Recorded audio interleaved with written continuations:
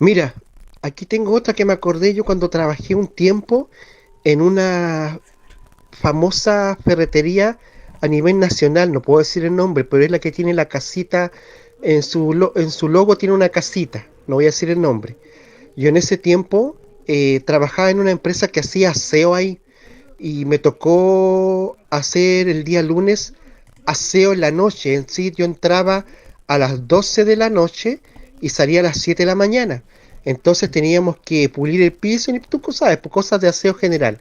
Entonces mi compañero me dijo, ¿sabías tú que aquí hay algo aquí o duendes o algo aquí dentro de este establecimiento? Yo no creía. Entonces fuimos al área jardín donde estaban esos duendecitos que son como de yeso, duendes de yeso, que uno para adornar los jardines. Entonces esos duendes, me dijo mi amigo, mira, coloquémoslos todos mirando para un solo lado. Ya pues eran como siete, los colocamos todos mirando para un solo lado. Entonces después continuamos haciendo nuestro trabajo, fuimos a tomar colación, después pudimos pasar la máquina y el área esa de jardín quedó con las luces apagadas. Entonces después le dijimos al guardia si podía prender la luz porque necesitábamos sacar agua, eran como las 5 de la mañana, y fuimos a ver los duendes que habíamos dejado ahí en el piso previamente ordenados en línea, y te juro, estaban todos desordenados, todos mirando para distintos lados. Y se supone que el guardia está en las cámaras en un cuarto cerrado y nosotros éramos solamente dos personas. Entonces, nunca me expliqué yo cómo sucedió esa situación de que los duendes estos de yeso estaban después todos mirando para varios lados. Inclusive, a veces sentíamos sillas que se movían, ruidos extraños. Cuando el establecimiento, por ejemplo, ya estábamos haciendo aseo al final y en las partes de las cajas. Pero esa es mi experiencia cuando una vez trabajé en esa empresa de la casita esa. ¿Qué les pareció la historia de Luis? A mí me encantan las historias de Luis. Nunca me han gustado los gnomos, dice aquí Fer. Aunque sea verdad, tengan cuidado. Como yo siempre les digo en todos los directos, a mí me gustan mucho estas historias, me gustan mucho las historias de duendes. Y siempre les he dicho que me gustaría a mí alguna vez poder ver uno. Pero la historia que nos cuenta aquí Luis es genial. Imagínense dejar todos los duendes ordenaditos y que después estén todos mirando para cualquier lado. O sea, ¿de qué estamos hablando? Vamos ahora con la historia de Moon, así que vamos a escuchar la historia de Moon y de Barren. Hola Glitch, ¿cómo estás? Por fin me motivé a enviar un audio y saludo a todos los chicos del chat también. Mira, te cuento, a mí esto me pasó cuando yo tenía entre 12 o 13 años en Copiapó. Yo solía vacacionar en Copiapó porque allá vive la familia de mi mamá y nos juntábamos los primos, ¿cachai? Bueno, los tíos, los hermanos, todo. Y la cosa es que contaban, porque en aquel tiempo en esa casa mi madrina tenía una oficina contable, ¿cachai? Y tenía de estas típicas máquinas de escribir muy antiguas. Y la cosa es que allá en la casa, ponte tú, era como panorama para ellos salir a comprar el pan lejos, ¿cachai? Se iban en auto y por lo general los primos nos quedábamos jugando Play. Y bueno, la cosa es que justo un día, bueno, salieron todos, se fueron y quedaron mis dos primos jugando Play en una habitación. Y yo estaba en plena temporada de que estaba full escuchando música en mi personal stereo, así muy, muy antiguo todo. Y me dio por sentarme afuera de la oficina contable de mi tía. Y la puerta de la oficina, perdón, estaba entreabierta, ¿cachai? Y pasó que terminó el cassette. Bueno, y como yo te estoy hablando hace muchos años atrás, entonces el cassette lo saqué, lo di vuelta, lo retrocedí todo, perdón, y mientras estaba dándole vuelta el cassette para comenzar nuevamente, empecé a sentir que alguien estaba como tecleando en la máquina de escribir. Y yo dije, a ver, espérate, salieron todos, no hay nadie en la oficina y como la puerta estaba entreabierta, me dio por mirar, pues. y la máquina de escribir en el escritorio me quedaba justo al frente, o sea, perdón, por detrás, pero si yo me daba vuelta me quedaba como mirando hacia el frente, ¿cachai? Y en ese entonces es cuando veo que la máquina comienza a darle los clics a las teclas, pero así de la nada. Onda, vi cómo esas teclas se tecleaban solas y yo quedé, pero te lo juro que petrificada. Me costó un mundo pararme de la silla. Salí arrancando a la pieza de mis primos y bueno, los chiquillos me vieron tan pálida que me preguntaron que qué me había pasado y les conté, po. Y me dijeron, mijo, eso es pan de cada día. Me dijo, cada cierto tiempo se escuchan cosas en la oficina contable. Nosotros pensamos que puede ser mi abuelo, porque de repente los niños cuando estaban sentados en el comedor, la puerta de la entrada se abría sola. Entonces siempre pensaban ellos que era mi abuelo que había fallecido, po. Y siempre le decían, oye abuelo, ya bienvenido, pase y todo. Y por lo general siempre pasaba eso. Y siempre me pasaban cosas muy extrañas en Copiapó. O sea, aparte de eso, de repente, no sé, yo podía estar parada en el antejardín, escuchando música nuevamente, y me tiraban el pelo. Y cuando me daba vuelta no había nadie. Y era imposible que fuera alguno de mis primos porque la distancia entre la puerta que da a la calle hacia la puerta de la entrada de la casa era igual una distancia grande. Entonces uno podría ver cuando ellos se podían esconder. Pero bueno, esa es una de las tantas historias que me han pasado desde niña. Ahora sí pudieron escuchar bien la historia de Moon. Qué genial, me encantó a mí esta historia. Y qué interesante aquí lo que dice Jordi Orte. Dice, habrá tenido papel la máquina, capaz quería dejar un mensaje. Yo pienso que entre el relato de Moon y el mío hay coincidencias. Se siente la presencia de personas que habitaron el lugar y que ya no están. Al menos no en esta dimensión, dice aquí Gonzalo. En mi opinión es que estas personas han quedado atrapadas, probablemente porque tienen asuntos pendientes en este mundo que no resolvieron y que arrastran como cadenas después de muertos. Quizás podamos ayudarlos a trascender. Ese es un muy buen tema. Porque siempre hablamos, generalmente nos enfocamos en las manifestaciones paranormales. Siempre estamos pendientes, por ejemplo, cuando vamos a algún lugar que sabemos que tiene alguna carga especial o hemos escuchado que han ocurrido fenómenos paranormales en ese lugar, estamos, no sé, pendientes de que ocurra algo. Pero muy pocas veces tal vez nos preguntamos qué podemos hacer por estas entidades. También en un directo como que profundicé un poco en eso, en cómo tal vez se podrían llegar a sentir estas personas, entidades que dejaron su cuerpo físico y qué podríamos hacer también para ayudarlas. No voy a decir llamar a una medium porque yo creo que las mediums sí ayudan, puede ser que también sirva eso, pero tal vez si se están comunicando con nosotros, si están habitando también nuestra casa, tal vez las mejores personas que pueden ayudarlos somos nosotros mismos. ¿Y cómo podríamos ayudarlos? Yo creo que con nuestra misma energía. Tal vez nuestra propia energía, nuestro deseo de que estas personas trasciendan, tal vez es más que suficiente. Tal vez es más que suficiente. No sé si ustedes piensan igual que yo. Debe ser traumante morir y luego estar consciente para darte cuenta sin prepararse. Exactamente, Itachi. De hecho, de eso hablaba como en el directo anterior.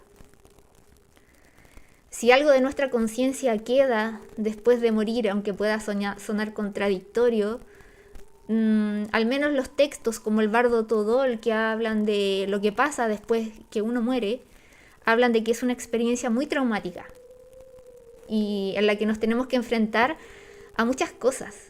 No solamente como lo que uno típico que se podría imaginar, que tal vez ocurre como una especie de resumen de tu vida, de los aspectos en los que reaccionaste bien, en las cosas en las que te equivocaste, en las cosas que te hubiese gustado cambiar y que no hiciste. Debe ser muy heavy ya en ese momento no poder volver atrás, no poder hacer nada, y eso da como a entender que es bastante factible, si lo ponemos desde ese punto de vista, que estas entidades se queden aquí tal vez un largo tiempo. Como les decía, en el Bardo Todol se habla de 40 días, pero a veces también hablamos de años, de muchos años, de décadas incluso, con fantasmas que son muy antiguos o que tienen una antigua tradición. La muerte es traumática si no te has preparado para ella, mucho menos si tu muerte ha sido violenta y lo que es peor, con dolor. Sí, oh, qué buenos temas, Gonzalo Velázquez. Qué buenos temas, si no te has preparado para tu muerte. Les hago la pregunta, ¿ustedes creen que están preparados para morir? Me recuerda eso mucho a la doctrina del Bushido, del karate en general. No sé si alguno de ustedes leyó el Hagakure. Y bueno, ustedes saben que los samuráis, por ejemplo, ellos estaban pensando constantemente en la muerte, porque precisamente su trabajo era defender a estos señores feudales y ellos en cualquier momento podían morir. Entonces siempre estaban pensando en que tal vez este instante podía ser el último. Y ellos, yo creo que son de las pocas personas que se han preparado para morir. Por eso el karate es bien interesante, es muy interesante. Yo no estoy listo, dice aquí, me queda mucho por hacer aún, dice René, Cementerio Inglés. Es que es lo que va a pasar sí o sí, dice aquí Taiga. Sí, es un tema difícil. Es un tema difícil. Nosotros no sabemos en realidad, por ejemplo, comparándonos con las demás especies.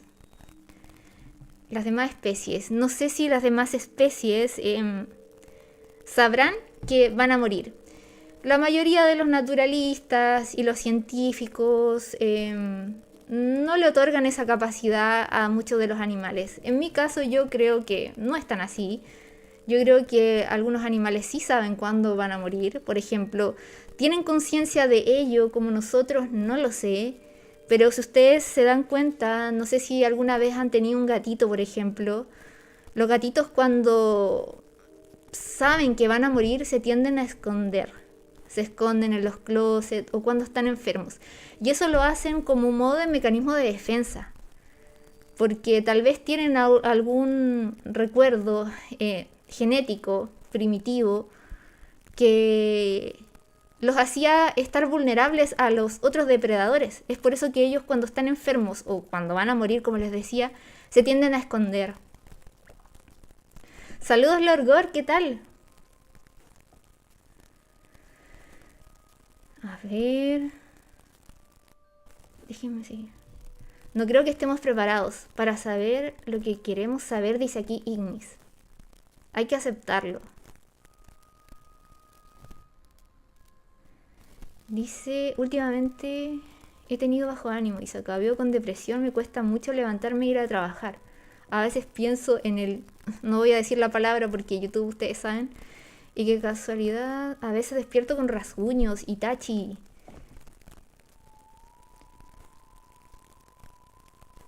Yo estaré preparado cuando haya hecho mi vida. Es complicado el tema de la depresión, es muy complicado. Pero siempre se puede, Itachi, así que vamos, ánimo.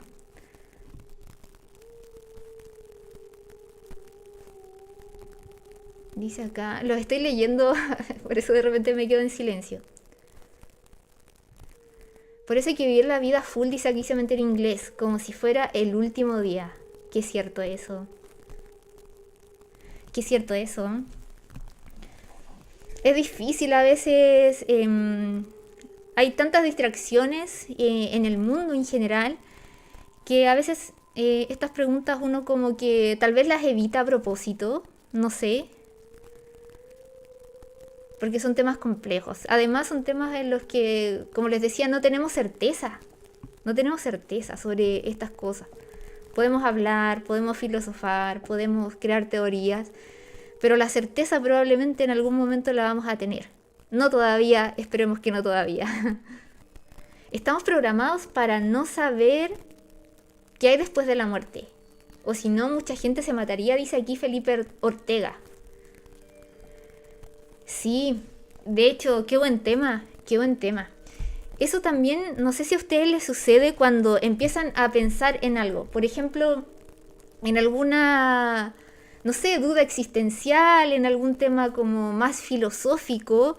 Yo siento que uno llega hasta cierto punto del razonamiento y después más allá de eso es difícil dar más pasos. No sé si me doy a entender. A mí me ha pasado con algunas reflexiones que he hecho y es como que yo sé que si cruzo ese umbral, algo va a pasar en mí y no algo muy positivo. Entonces como que tu propia mente te trata de proteger en el fondo para que no traspases ese umbral. Y tal vez detrás de ese umbral está la verdad, pero tal vez es la misma verdad que quizás se enfrentó alguna vez Nietzsche. No sé si ustedes conocen a ese filósofo alemán. Los que han visto las tardes filosóficas saben que es uno de mis filósofos favoritos. Y yo creo que Nietzsche se aproximó mucho a esa verdad. Si es que no consiguió entenderla o conocer un poco más de eso. Pero Nietzsche tuvo un colapso emocional, nervioso, que precisamente me da a entender que él cruzó ese umbral. Más allá de las enfermedades que pudo haber tenido, yo creo que sí, él cruzó ese umbral. Y es muy fuerte el tema de Nietzsche cuando él tiene este colapso nervioso, porque él tiene este colapso cuando ve a un caballo. Es muy triste lo que él ve, esta escena, imagínenselo ustedes. Ve a un caballo desfallecer, caerse de cansancio. Estamos hablando de un caballo, de la tracción a sangre que se llama, y él no pudo soportar ver esta escena tan triste. Tal vez se vio un poco reflejado también en ese caballo que estaba exhausto, y él en ese momento él pierde la razón. Una de las mentes más, no sé cómo decirlo, lúcidas, que como les digo, para mí yo creo que sí, él cruzó esa puerta, ese umbral, y que terminara de esa manera. Por eso es como que, no sé, a mí me gustan mucho estos temas. La verdad es que yo leo filosofía desde muy chica y no sé por qué. No sé por qué siempre he estado como en esa búsqueda, en la búsqueda de la verdad, podríamos llamarlo. No lo sé. Esas preguntas a mí siempre me han dado vuelta. No sé, son cosas que a mí me gusta pensar a veces. Les recomiendo leer a Nietzsche. Como les mencioné en un directo, él escribe en aforismos, así que se hace sencillo, se hace ameno y tachi. Lea Nietzsche, lea Nietzsche, porque Nietzsche tiene esa capacidad de sacarte como de ese lugar oscuro en el que tú puedes estar y te impulsa muchísimo a seguir adelante. Te da energía. A mí me gusta mucho leer ese tipo de autores en los que después tú quedas como con ganas, quedas con ganas de vivir, quedas, no sé.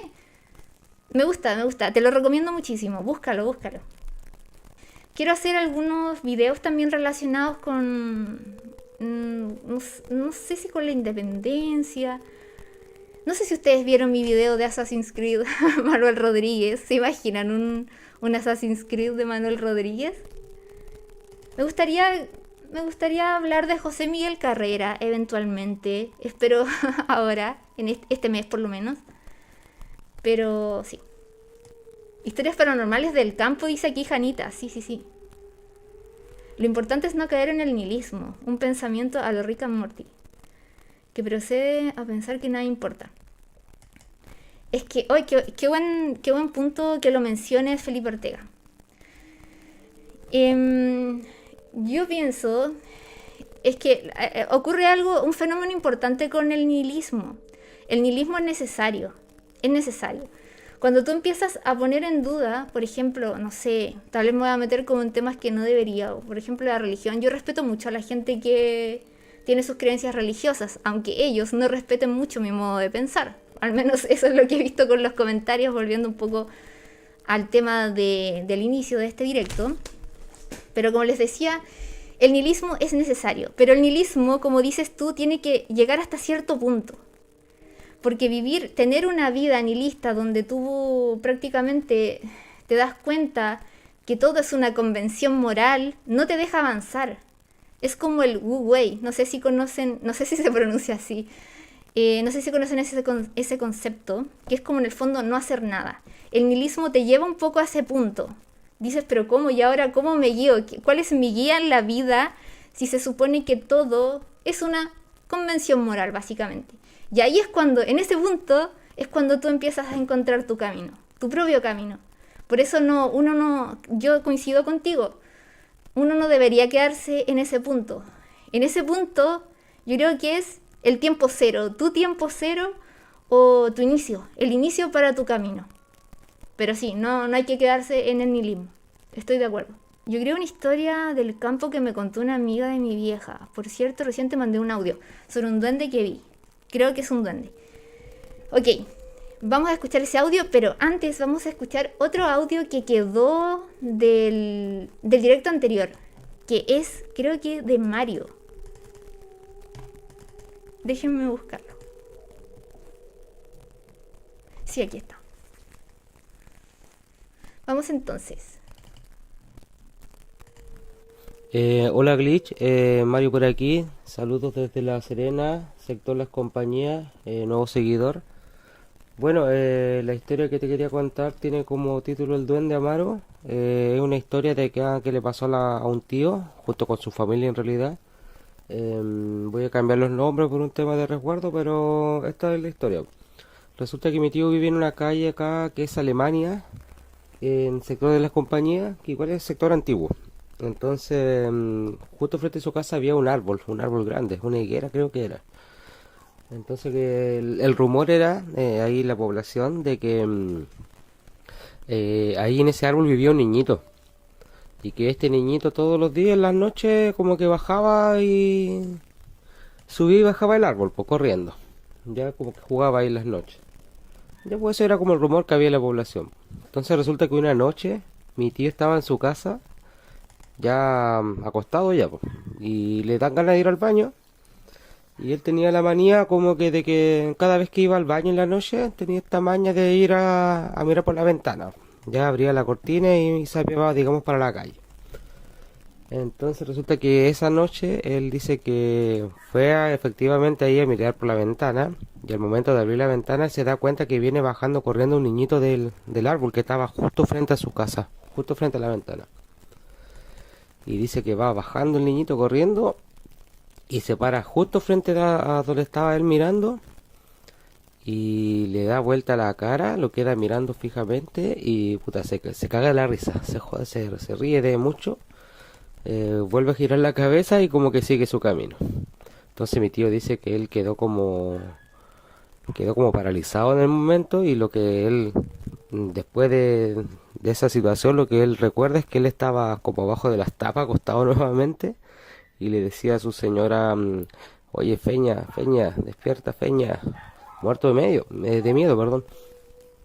Sabes que vi un niñito ahí que bajó del árbol y me quedó mirando y se cagó la risa y sabes que lo peor es que tenía cara de vieja, esa es la historia que les contaba él, porque tenía cara de vieja el niñito. Y bueno, pasó eso de la noche y en su casa, claro, siempre, pues siempre él escuchaba bulla, juguetes que se movían, cosas que se caían, ahí en su casa. Bueno, después resulta que con el pasar de los días, se supone que, bueno, mi tío tiene dos hijos, uno grande y uno chico, y el chico, él tenía un amigo imaginario, entre comillas, pues y resulta que ese amigo se llamaba Amaro. Pero este niño Amaro como que no se portaba muy bien con mi primo chico, pues como que le hacía travesura, lo empujaba, por lo general lo botaba. Y un día estábamos, bueno, frente a mi casa había unas canchas de fútbol. Y un día veníamos bajando, habíamos ido a ver un partido. Y bueno, nosotros todos chicos, yo tendría 13 años por lo menos, y él tendría como sus 4 años, 5 años, era chiquito. Y veníamos bajando por un pasaje y resulta que él va como adelante caminando, nosotros lo vamos viendo, pues veníamos de atrás. Y de la nada, él como que la pierna, como que se la toman y se la tiran para atrás y el niñito se cae. Y ya se cae, se para y nosotros, ¿qué te pasó? ¿Qué te pasó? ¿Por qué te caíste? ¿Qué te tropezaste? Y me dijo, no, si fue el Amaro. Y nosotros cagados de miedo igual, pues nosotros también éramos chicos. Y resulta que el Amaro era como el amiguito que él tenía, po. Bueno, llegamos a mi casa, en mi casa había un asado familiar y todo. Y en un momento lo perdimos de vista a mi primo, po. Y empezamos a preguntar, yo lo estaba buscando. Y resulta que voy y entro a la casa y entro a la pieza de mis viejos. Y estaba todas las luces apagadas, pero se escuchaba que estaba hablando alguien. Y claro, pues era mi primo que estaba conversando con su amigo, con el Amaro. Y yo le prendo la luz, le digo, el nombre de él. ¿Qué estáis haciendo? ¿Con qué estáis hablando? No, con nadie, con el Amaro, pero ya se fue. Y dije, ¿quién es el Amaro? ¿Por dónde se fue? Y por ahí se fue. Y yo como que apuntando pues, a mis piernas porque había pasado por ahí. Y todo ahí que no entendíamos qué pasaba, pues. Y bueno, después dijo que el Amaro, su amigo, se había metido a la pieza que era de nosotros en esos tiempos, pues, la pieza de los niños. Y se metió en los colchones que estaba ahí porque le gustaba jugar en los resortitos, en los resortes de los colchones. Entonces que... Y no sé, pues nos llevaba a nosotros y decía, no, pues si está ahí, mira cómo salta, está ahí. Y nosotros no veíamos nada, pero muerto de miedo, pues. Bueno, eso, pues resulta que fue por harto tiempo que duró, digamos, entre comillas, como acoso hacia él, pero más que travesura, más que algo como malo, pero me parece que la solución fue que, bueno, se dice aquí también entre los secretos que hay que como que echar caca, de preferencia humana, en las camas, como en las orillas de las camas, en las puntas, no encima de la cama, sino en el piso, pero como en la esquina de la cama, porque se supone que a ellos como que a estos seres, claro, no les gusta el olor, por un tema de higiene, como que son aseados. Entonces, y esa es la forma en que ellos se van. Pues bueno, aparte del tema del bautizo, que también cuando no están bautizados más lo acosan, pero hicieron esta cuestión de poner como un caca, digamos, en la esquina, en el piso, como por una noche, 2 noches, y nunca más, pues nunca más apareció, nunca más lo molestó. Bueno, oye, esa sería la historia. Sigue con tu canal, está bueno. Em, Eso, muchas gracias, saludos a toda la gente ahí. Muchas gracias a ti, Mario, por enviar tu experiencia paranormal. ¿Qué creen ustedes? ¿Estamos hablando aquí de duendes o de una presencia de un fantasma de un niño? Yo creo que igual puede, o sea, igual podría ser una entidad y no un duende. Me recuerda un poco la historia de el pequeño John Cordeiro. El niño John Cordeiro, que está enterrado en el cementerio inglés, siempre se aparece en un pimiento que está justamente al lado de su tumba. No sé si este sea el caso de... Y recuerdo una vez una historia que me contaron también de ese sector de las compañías, de un niñito que había muerto atropellado. Y después él se aparecía, pero él se aparecía en el colegio. No sé si será esta misma entidad. Y eso me recuerda a unas fotos muy impactantes que me enviaron hace unos días de un lugar aquí en La Serena. Pero yo creo que voy a ir a hacer, espero que me den permiso para ir de noche, si no voy a tener que ir de día para hacer un video, porque me enviaron 2 fotos que realmente son pero impresionantes. Y me contaron que los guardias de ese lugar, no les voy a decir todavía qué lugar es, han renunciado uno tras otro, porque los fenómenos paranormales son día y noche, ocurren día y noche. ¿Qué lugar es? Es un lugar que queda en el centro de La Serena. En el centro de La Serena, donde concurren todos los días muchísimos jóvenes. Pero es que las fotos son impresionantes. Yo quedé, pero es que no puedes, no lo creo. Tengo que ir a verificarlo. Ojalá puedan, como les digo, ojalá me dejen entrar de noche. Es difícil que dejen entrar de noche a los lugares a grabar. Ustedes también siempre han pedido que vaya al cementerio de noche. Y he tratado de hacer las gestiones. He ido allá a conversar con la gente. Y la gente que te recibe en la recepción es muy simpática. Son todos muy buena onda. Pero cuando llega el momento de hablar con la persona que realmente dice sí o no, esa persona siempre pone trabas. Así que no hemos podido ir, pero lo hemos intentado. Lo único que me molesta de eso es que deberían dar una razón, porque es como, no hay autorización, pero ok, ¿por qué no? Me gustaría saber eso del cementerio de La Serena. Déjenme ver qué dice acá. En muchos casos las presencias paranormales son demonios que buscan hacer daño y se alimentan del miedo de las personas. Tengan mucho cuidado con las actividades paranormales. Esto no es un juego. Exactamente, Diego. Es difícil, obviamente, cuando te ocurre algo así, es difícil no enfrentarse a estas situaciones con miedo. Es difícil no hacerlo. Pero al parecer esa es la peor reacción que uno podría tener. Yo sé que cuesta, yo sé que es difícil.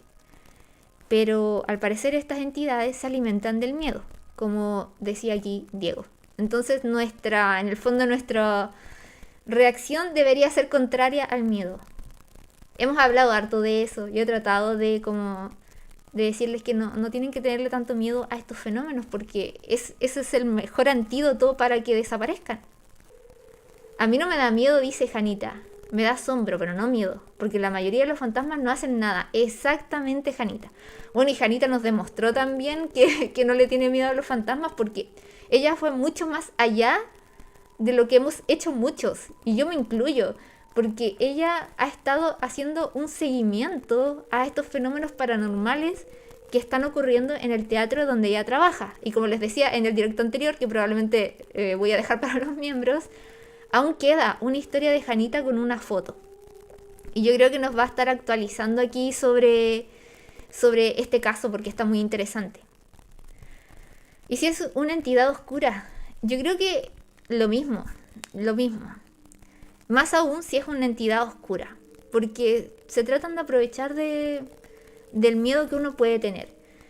Lo hablamos también, me acuerdo, una vez, que yo creo que en realidad a quienes hay que tenerle miedo son a las mismas personas en el fondo, porque las personas, me refiero a que están vivas, son las que son capaces de hacer más daño que una misma entidad. Y con esto incluyo también al tema de la magia negra, que el tema de la magia negra es bien potente. Y hay gente que es capaz de hacer mucho daño a través de ese tipo de, no sé cómo llamarlos, trabajos. También hay unas especies de oraciones que se decían antiguamente. De hecho, he estado leyendo un libro que tiene como crónicas de la cuarta región desde los inicios, desde la fundación de las comunas y todo. Y ahí hoy día me extrañó porque hablaban de una oración para precisamente espantar a los demonios. Y tal vez voy a hacer un video de eso, tal vez a algunas personas les sirvan. Rey Pato dice, hola, mucho tiempo poder ver un directo. ¿Cómo puedo apoyar al canal mensualmente? Es un contenido de mucha calidad. Me causa mucha extrañeza tan pocas visualizaciones. Puedes hacerte miembro del canal. Ahí hay membresías donde tú puedes optar por cualquiera de los niveles. Y los distintos niveles tienen distintos beneficios. Los que no están suscritos y que están viendo ahora el directo, suscríbanse y activan la campanita de notificaciones. Y ahí YouTube les va a notificar, en teoría, para que estén atentos a los videos y a las transmisiones. Y como les digo, si son miembros también vamos a tener contacto ahí a través de la comunidad. ¿Qué les parece si escuchamos el audio de Itachi? Espero que todavía esté por ahí. Déjenme buscarlo. Ya, ahora sí. Cuando era chico, estaba como en séptimo básico, creo. O primero medio, no me acuerdo. La cosa es que iba a ir al colegio, era en la mañana, y dejé mi mochila colgada en la silla. Y fui a hacer unas cosas y todo. Fui a hacer mi desayuno. Después salí de la pieza, del comedor. Y cuando entré de nuevo, vi algo así negro con el piso correr. Yo dije, habrá sido un ratón, no sé, pero era muy grande, así, era como sus 60 centímetros más o menos de alto. Y yo dije, debió haber sido cosa mía. Y después me empecé a fijar bien y donde tenía la mochila los tirantes se estaban moviendo, justo por donde pasó esa cosa. Y yo creo que fue un duende, pero yo vi una cosa negra nomás. ¿Qué crees que le pasó a Itachi? ¿Itachi, estás por ahí todavía o no? Itachi, la verdad es que ha tenido muchas experiencias paranormales. Y como les contaba, en un directo anterior, de hecho creo que fue el primer directo en el que empezamos a tener audios de los suscriptores, él nos contó varias historias y varias historias también que tenían sus abuelos. Así que después, si quieren, pueden ir a revisar ese directo. No sé si está por ahí. Ahí está Itachi.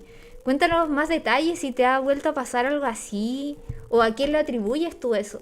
Yo vivía todos los días parálisis del sueño. Sí, me acuerdo de eso. Me acuerdo que comentaste sobre eso. Visión de formas negras no son buenas noticias, dice aquí Gonzalo Velázquez. Sí me bautizaron.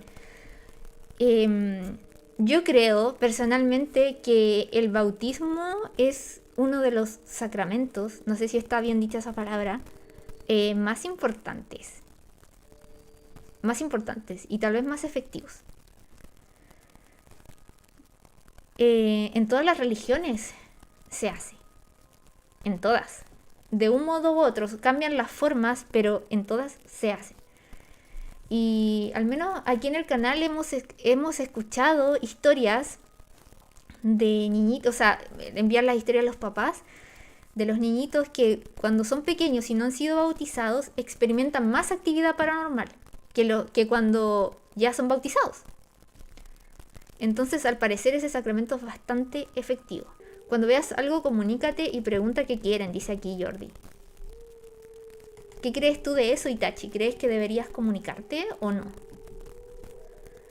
Porque, y ahí entramos también a otro conflicto. O tal vez no conflicto, pero como decía alguien por ahí, como la teoría del observador o algo, no todas las personas también reaccionamos igual. Entonces hay personas que tal vez están dispuestas a enfrentarse un poco a lo paranormal, como en el caso de Janita, que ella quería saber más y se puso a investigar y todo, pero hay personas que simplemente cierran las puertas, entre comillas, a este tipo de fenómenos. ¿Qué tan efectivo es eso? Ignorar un fenómeno. La verdad es que no lo sé, porque las veces que a mí me ha sucedido un fenómeno paranormal, yo sí le presto atención. No he contactado con mediums o algo así, pero sí trato de prestarle atención. Porque en el fondo siempre pienso que si es que está ocurriendo una manifestación del tipo que sea, es porque realmente hay alguien que quiere comunicarse con uno, de algún modo. No sé qué piensan ustedes. Y ahí profundizamos harto sobre lo que pensamos que es la Ouija en realidad. Y como les digo, está muy demonizada la Ouija y yo no creo que debería estar tan demonizada. No necesariamente son demonios, no necesariamente son fantasmas. A veces es simplemente nuestro inconsciente que se manifiesta a través de este fenómeno ideomotriz del que hemos hablado harto, que en el fondo, como un resumen, el máster se mueve cuando los automatismos psíquicos serían producidos por nosotros mismos. Esa es una de las teorías, la teoría como más científica al respecto. Pero hay varias teorías. Vayan a ver esos directos, son muy entretenidos, son muy buenos. Y espero que les estén gustando los videos y los directos. Así que eso, yo creo que vamos a dejar este directo hasta acá. Les agradezco infinitamente que se hayan quedado hasta el final. Muchísimas gracias. Chao.